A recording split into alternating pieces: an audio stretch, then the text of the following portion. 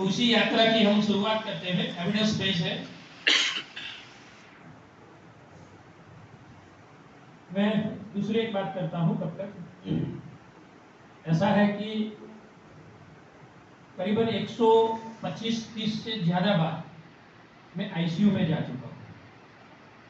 ICU में ऐसी condition होती है कि वेंटिलेटर के ऊपर है, बहुत गंभीर व्याधि से पीड़ित है, और ऐसा है कि वो बोलते हैं कि नहीं सर आपका नाम सुना है तो लेना है। एक कार्डियोलॉजिस्ट की मैं बात कर रहा हूँ, आगे केस है। तो जब मुझे बुलाया गया तो एंटी-प्रो बीएनपी उनका 16,000 हो चुका था। एंटी-प्रो बीएनपी एक ऐसा है कि कार्डियक मसल जब फेल होते हैं, सीसीएफ जिसको बोलते हैं कंजेस्टिव कार्डियक फेलियर, तो उसकी कंडीशन में वो इतना हाई चला जाता है। तो जब वो 1500 होता है तो इंटरनेशनल क्राइटेरिया ऐसा है कि 1500 एंटी-प्रो बीएनपी रहेगा तो वो फर्स्ट स्टेज का सीसीएफ, सेकंड स्टेज का रहेगा तो 3000, थर्ड स्टेज में 4500 एंड 6000 जब होगा तो लास्ट स्टेज का कार्डियक फेलियर माना जाएगा। उसके बाद आयु कितनी है कोई नहीं बोल पाएगा। यूरोकाइनेज और वगैरह के जो इंजेक्शन लगते हैं तो वो इंजेक्शन लगाने के बाद 50-50 हजार है, हार्ट पंपिंग करने के लिए तैयार नहीं है। इतनी कठिन परिस्थितियां होती थी। लेकिन जब मैंने बोला कि मैं आना चाहता हूं और मैं आऊंगा तो ऐसे नहीं आऊंगा, राजा की तरह आऊंगा, छुप के छुपाते नहीं आऊंगा। मैंने पेशेंट को भी बोल देता हूं, सभी अभी तो सब पहचान गए हैं, रुग्ण भी सब पहचाने हुए हैं कि हाँ सर को बुलाना है और पेशेंट के देखने के लिए और आईसीयू में। तो मैंने बोला कि मैं आपकी हिस्ट्री शीट जो है हॉस्पिटल की, उसमें हमारा नाम आयुर्वेद का होना चाहिए कि आयुर्वेद का एक सुपर स्पेशलिस्ट वैद्य वो आपके यहाँ आ रहा है। और अभी जो परिवर्तन होगा वो हम किला ठोक के बोलेंगे। तो अभी जो परिवर्तन होने वाला है वो सिर्फ आयुर्वेद चिकित्सा से होने वाला है। और उसी के ज्यादातर पेशेंट के जो रिकॉर्ड है वो सब आईसीयू के इंटरनल रिकॉर्ड है, जो किसी को नहीं दिया जाता है। और जो आईसीयू में थे वही रिकॉर्ड मैं लेके आया हूँ और काफी समय से मेहनत करके तैयार किया हुआ है। थोड़ी सी योजना करके उसको कंटिन्यूस करें तो बहुत बच्चों को भी मजा आ जाएगा। ये एंटी-प्रो बीएनपी था। तो कार्डियोलॉजिस्ट के साथ जो मेरी बातचीत हुई, बराबर, तो मैंने बोला कि नहीं कार्डियोलॉज आपका जो कंसर्न फिजिशियन है, अटेंडिंग फिजिशियन है, उनको पता चलना चाहिए कि हम आ रहे हैं, आयुर्वेद का वैद्य आ रहा है। तो बोले कि नहीं वो हम यहाँ परमिशन नहीं देंगे। तो मैंने बोला कि मेरे साथ बातचीत करवाओ। तो शुरू में तो ईगो होता है सबका, बहुत अहंकार रहता है। तो 2-3-4 बार तो ऐसे हर बार हर एक पेशेंट का होता है। तो उनके ईगो को तोड़ने, नीचे लाने के लिए हमको थोड़ा सा छोटा होने के लिए सब कुछ करना पड़ता है। तो किया और बोला कि नहीं आपके पास अगर कैपेसिटी है तो आप ले जाओ। मैंने बोला कायदा मुझे परमिट नहीं करता है इंफ्रास्ट्रक्चर, वेंटिलेटर ये सब करने की, आईसीयू खड़ा करने की। तो इंफ्रास्ट्रक्चर आपका होगा लेकिन मुझे चिकित्सा करने की परमिशन दी जाए। मैं आने वाला हूँ। और बोले कि जिम्मेवारी किसकी? तो मैंने जिम्मेवारी आपने तो बोल दिया है कि 7 से 20 दिन का समय है पृथ्वी के ऊपर इस रुग्ण का, तो फिर अब जिम्मेवारी की क्या बात कर रहे हो? आपने तो हाथ ऊपर कर दिया है कि घर पे ले जाओ सेवा करो। तो मैं ऐसा बोलता हूँ कि हमारे आयुर्वेद में अरिष्ट लक्षण कहे गए हैं। अरिष्ट लक्षण यानी डेथ प्रेडिक्टर साइन, तो वो मुझे इस रुग्ण में नहीं दिख रहा है। तो इस रुग्ण में नहीं दिख रहा है तो मुझे चिकित्सा करने की परमिशन दीजिए और मैं जो औषधियां देना चाहता हूं मुझे फ्री हैंड दे दो।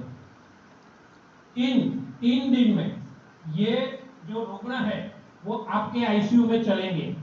7 से 8 दिन के बाद आप उसको डिस्चार्ज करेंगे और करीबन 15 दिन के बाद मैं खुद रुग्ण के घर पे जाऊंगा और आपको वीडियो कॉलिंग करके उनको 100 कदम चल के दिखाऊंगा। तो बहुत सीनियर कार्डियोलॉजिस्ट थे, बोले ऐसे ही हमने थोड़ा बाल सफेद किए हैं। तो ये नहीं कर पा रहा है, यूरोकाइनेज नहीं कर पा रहा है, डिजिटालिस ये नहीं कर पा रहा है, इतनी सारी औषधियां हमारी जा रही है और आप बोल दोगे। मैंने बोला आप जो है वो ठीक है, आपके 120वीं पीढ़ी के जो दादा और परदादा लगते हैं वो चरक संहिता में सब ये मेंशन है। तो हृदय रोग का मैं आप दिखाने वाला हूं कि उसमें आयुर्वेद में क्या क्या लिखा है।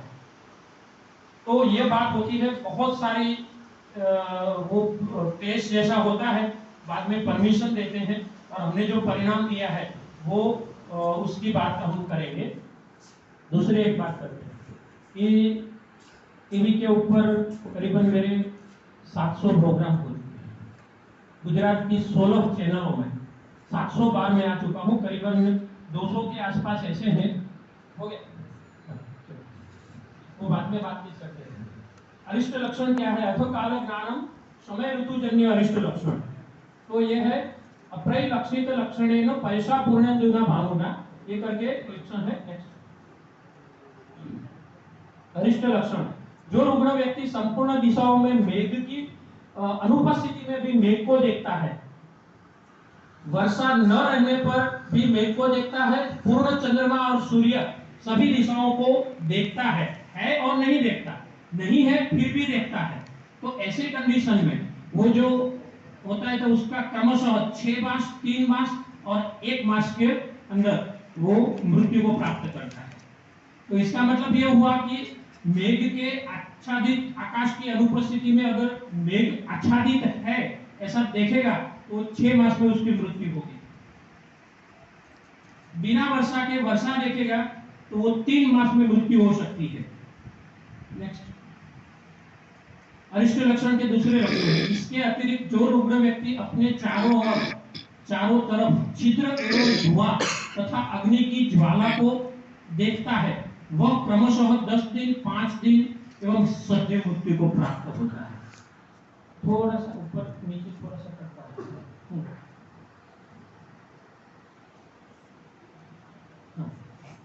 ठीक, तो देखिए 10 दिन 5 दिन आपके पास कितना बड़ा शास्त्र है। दुनिया में है किसी के पास जो 10 दिन में मृत्यु हो सके, ऐसा बोल सके, दावा ठोक के बोल सके? किसी के पास नहीं है। तो हम वो शास्त्र के अधिकारी हैं। तो अपना हाथ ऊपर कीजिए, इसको ऐसे करिए और कोहनी में से मोड़ दीजिए, फिर अपने दाहिने कंधे को थपथपाइए। आप आयुर्वेद वाले हैं, मैं वैद्य हूँ। उस शास्त्र के आप अधिकारी बनने वाले हैं जो शास्त्र 3000 साल 5000 साल पुरानी धरोहर रखता है। दुनिया का सबसे पहला मेडिकल साइंस है। नेक्स्ट, सबसे पहले ये सीवियर कार्डियोमायोपैथी, कार्डियोमेगाली, आईएचडी है, सीसीएफ है, सीएडी है। नेक्स्ट